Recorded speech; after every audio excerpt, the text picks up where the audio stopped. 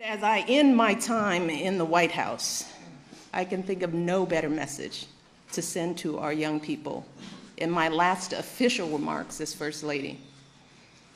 So for all the young people in this room and those who are watching, know that this country belongs to you, to all of you, from every background and walk of life. If you or your parents are immigrants, know that you are part of a proud American tradition, the infusion of new cultures, talents, and ideas, generation after generation, that has made us the greatest country on earth. If your family doesn't have much money, I want you to remember that in this country, plenty of folks, including me and my husband, we started out with very little, but with a lot of hard work and a good education, anything is possible, even becoming president. That's what the American dream is all about.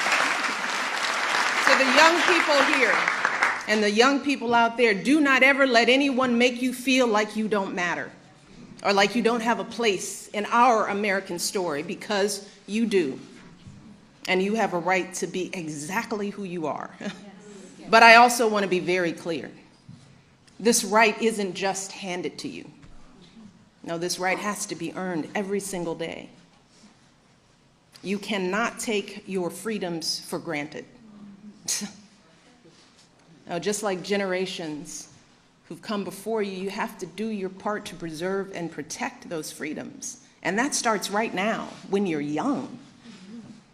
And when you encounter obstacles, because I guarantee you, you will, and many of you already have, when you are struggling and you start thinking about giving up, I want you to remember something that my husband and I have talked about since we first started this journey nearly a decade ago.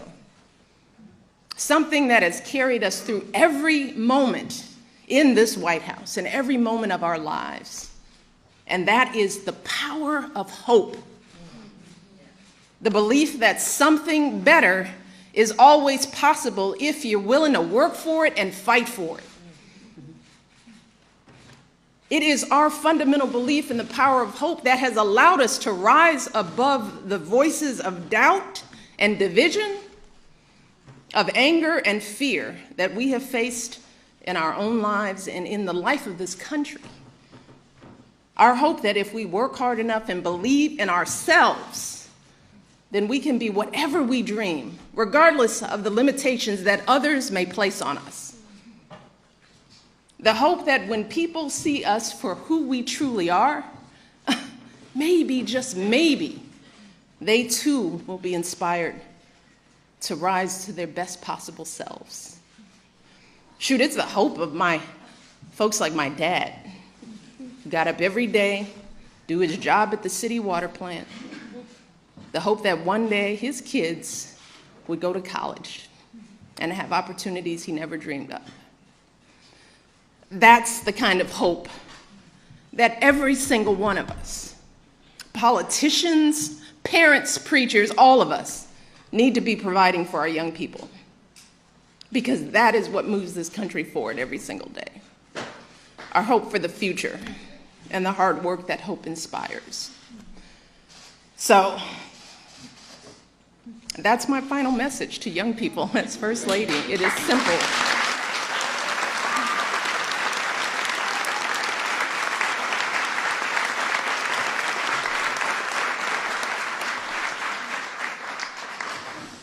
I want our young people to know that they matter, that they belong. So don't be afraid. You hear me? Young people, don't be afraid. Be focused. Be determined. Be hopeful. Be empowered. Empower yourselves with a good education. Then get out there and use that education to build a country worthy of your boundless promise. Lead by example with hope, never fear. So I want to close today by simply saying thank you.